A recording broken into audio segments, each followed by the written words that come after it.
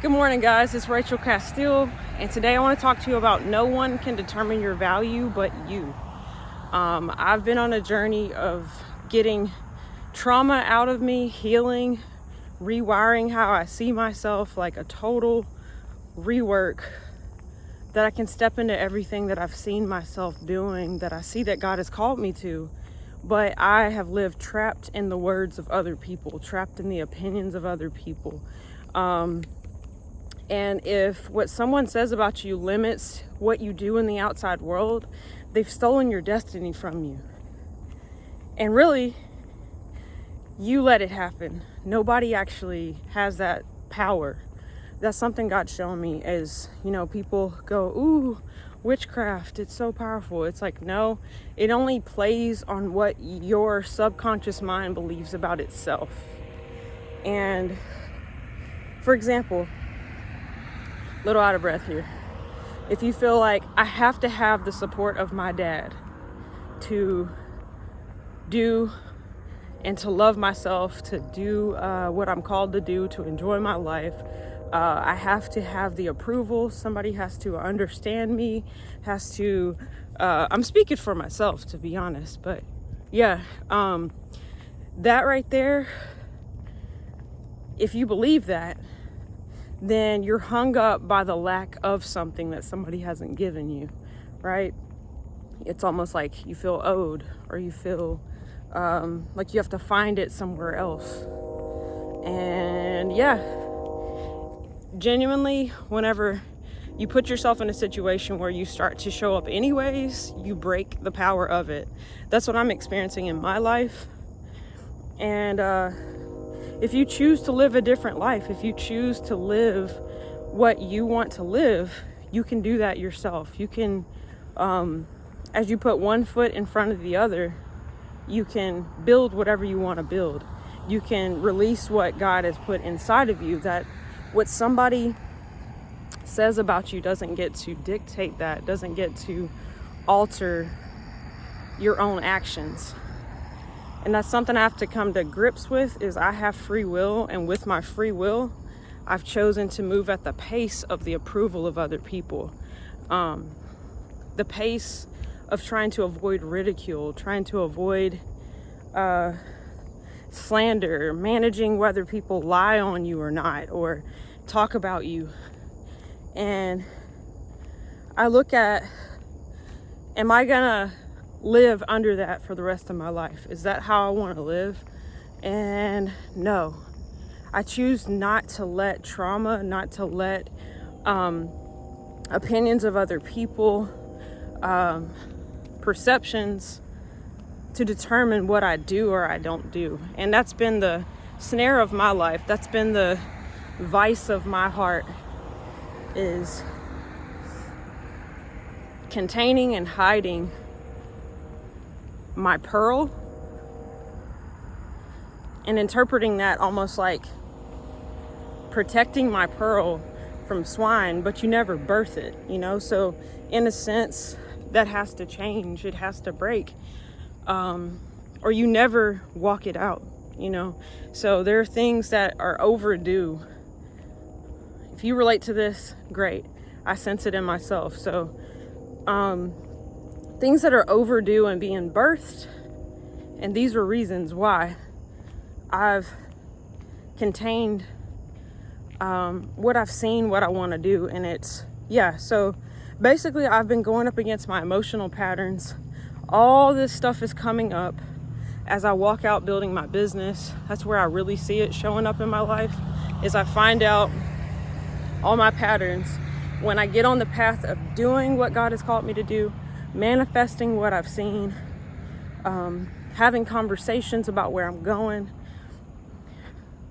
All of this starts to come up.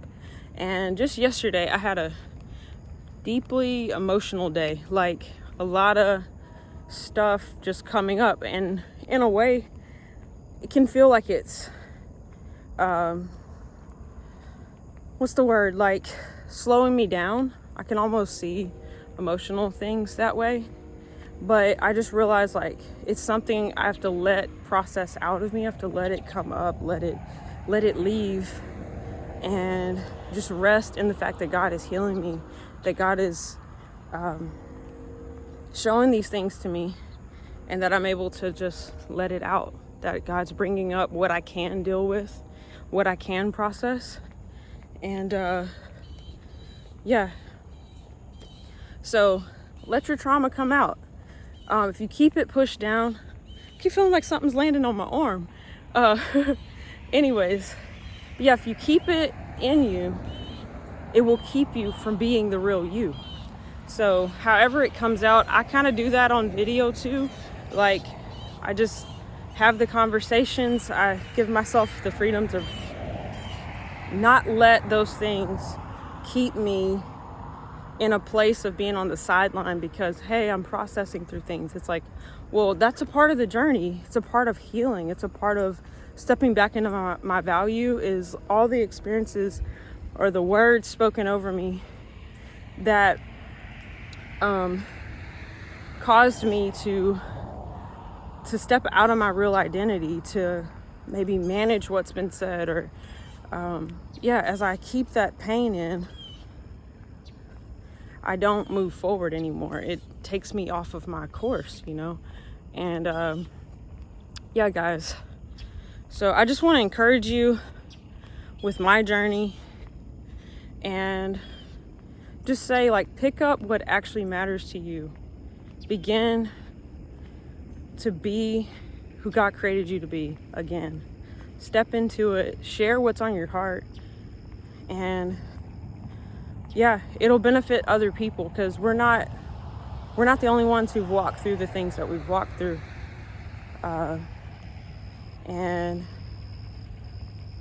As you make a choice to live again, to value yourself again, apart from how other people see you. There are people betting that I don't succeed. There are people betting that I don't have influence. There's people who resent my influence.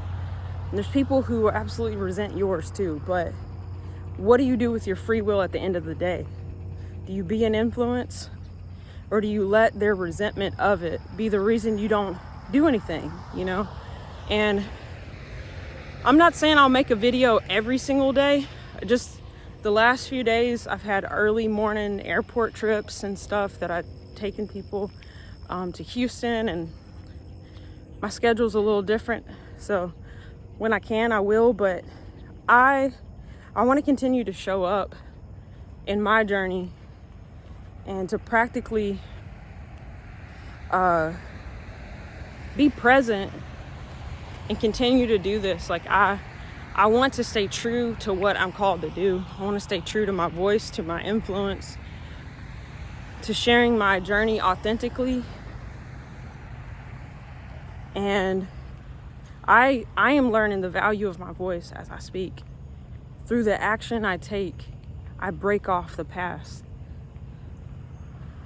So the power you have is the fact that the voice you've been given is tethered to your free will, and it's your will that decides to bow out because of things spoken against you, or you can speak all the more. And that's my choice. I choose to speak all the more. I choose to value myself all the more. I choose to encourage other people in their value all the more. I'm learning the flow of my spirit too, because I took on so much responsibility for the criticism that I started to criticize myself and alter myself as though it was something that was my fault as to why people have come against me in my life. I've dealt with things my whole life. I say my whole life, but pretty much. I had things going on in my childhood, and I was very much the one who would tell. Therefore, I was teased a lot. I was called bipolar. I was mentally messed with so much that I block things out. And God is setting me free, and I'm gonna use my voice. Check out the cows. But yeah, I'm gonna use my voice one day at a time. I commit to use my voice. If I can't commit to that, I'll never get to expressing the truth. I'll never get to freedom. I'll never make the impact. I'll never shift realities, because I'm one who grew up in delusions and illusions. And anyone who spoke something different than the narrative was seriously gaslighted and convinced to be quiet, that I was crazy. And I'm just not gonna bow to that no more. Like, I'm just not. Truth sets people free. And I'm not willing to help people be bound. Everybody has free will. They can stay wherever they want to stay, but I will at least pave a path to get out if anybody wanted to. And that's my heart. That's my heart. That's why I'm gonna speak. And I've seen what I've seen, and I believe that people can be free in every way. Like, what is salvation? Salvation is bringing you from a low place to the high place. If you're bound, delivering you. If you're sick, it's healing you, right? And I want to help people be saved from every trauma, every darkness, every low place. And you can only set people free with truth. I can't make people accept truth, but I will be a voice of truth. That if somebody never lets me know they watched my video, at least the truth was in it, and it can set them free if they so choose it with their will. So, yeah, fear is a liar, and it never helped nobody. It never helped anybody. So, yeah, guys. So this is me practicing being a voice. This is me choosing to be a voice for the rest of my life. And I just want to break the lie that what you have to say isn't valuable. No, your life experience is valuable. It doesn't have to be embellished. It doesn't have to be add a cheesy smile on it. You have value, and your experience is valuable to people. So share it. If we began to speak, there'd be a lot less problems in the world, a lot less problems in families. So, yeah. I say all that to say, if you want to break something off of your life, only you can do it. Not when somebody else believes in you, it's when you believe in yourself. I understand that people can be an encouragement to you, and their influence can help to build your voice up again. But what if they decide, hey, you're a heretic. I just decided what you have to say is not right, and we need to block you out. I'm going to tell your friends not to talk to you, whatever. If that happens to you, do you stop talking? So that's why it matters, like how I said, witchcraft only has power over you if what you believe about yourself isn't true in the depths of who you are. So really, I just see it as a good test of what you believe, because when you walk in truth, nothing can shake that. And the truth is what God says about you. So you have intrinsic value. No matter who's looking at you, no matter what's going on in your life, you have value to be what you are. And that's what I want to help people walk in. When I even think about the church, so the church taught us that, hey, the pastor, he's the one who can talk. It taught us that, the fivefold is the ones who have value. And truly, it's every person is called to the ministry. Female alike, female, male, young and old, every person has value. And yeah,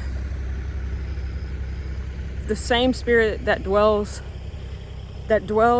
sorry, got a little distracted with people around me, but yeah, this is what I'm doing here. But yeah, the same spirit that rose Christ from the dead lives in you. Why in the world would the Spirit of God in a woman not be able to speak? That's some craziness I grew up in. If God has called you to speak, you speak. every person's experience, whenever it's released, injustice wouldn't exist if witnesses use their voice. The very first evangelist in scripture was the woman at the well. Yeshua told her everything that she ever did, and he sent her off. She ran into the city to be the first evangelist ever. So, yeah, that's some bull. So, yeah, I'm just genuinely in a place where I'm tired of being afraid. We protect people who should have never had the power that they have because it's a false authority that's exalted itself above God. Who in the world can put themselves to be above the voice of God in people's life? That is not how the gifts function. So, yeah, it's not benefited anybody from not speaking out, and I'm not afraid. I refuse to be afraid. More so, I come out of agreement with fear. I have been in it before, but I don't think that's benefited anybody. So, yeah, I don't always know what these videos will be about, but I just realized, like, I need to continue to share. And I just noticed how much religion has robbed people of their value. And religion covers so much darkness, man. Just because you cover it doesn't mean you repented of it, and it doesn't mean you're free. Religion could be the very reason why you never get free, is because there's no light in that room. There's no light in that place. There's no light getting in. So the cycle continues. I'm gonna break the cycle. I'm breaking it in my family because I actually love my family.